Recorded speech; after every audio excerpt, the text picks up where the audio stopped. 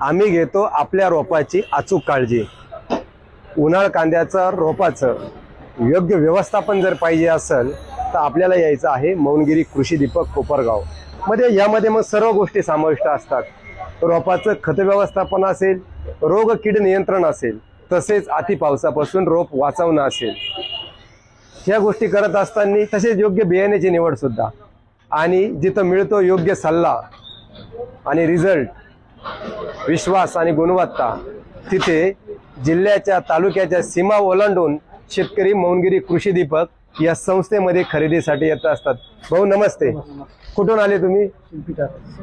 शिंपी टाकळी, तालुका निफाड, जिल्हा नाशिक। काय आडनाव आहे तुमचं?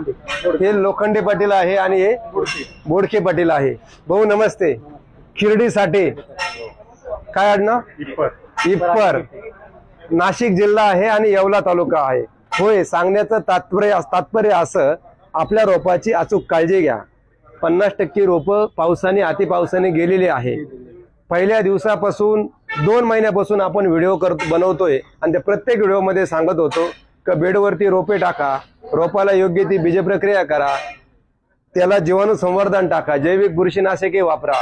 हे सगळं सांगत असताना ज्यांनी ऐकलं त्यांची रोपं वाचली, ज्यांनी सपाट वाफ्यात रोपं टाकली त्यांचा सपाटा झाला, ज्यांची रोपं आत्ता उभी आहे त्यांनी अजून सुद्धा आपल्या रोपाची काळजी घ्यावी, कारण अजून पुढील 2-3 दिवस पाऊस सांगितलेला आहे।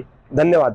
बाळासाहेब, सर्वांचा यथोचित सन्मान झाला पाहिजे। सखा गण गोत तुरे तुझ पंच प्राण, माऊलीची माया मनावा भाडा समान, भेटीचा लढा रे लागला लागला, भेटीचा लढा रे लागला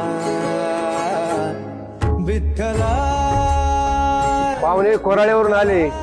साईनाथ भाऊ तुमच्या गावचे, तुम्ही अगोदर विसरले बोलताना। माझ्या विठ्ठला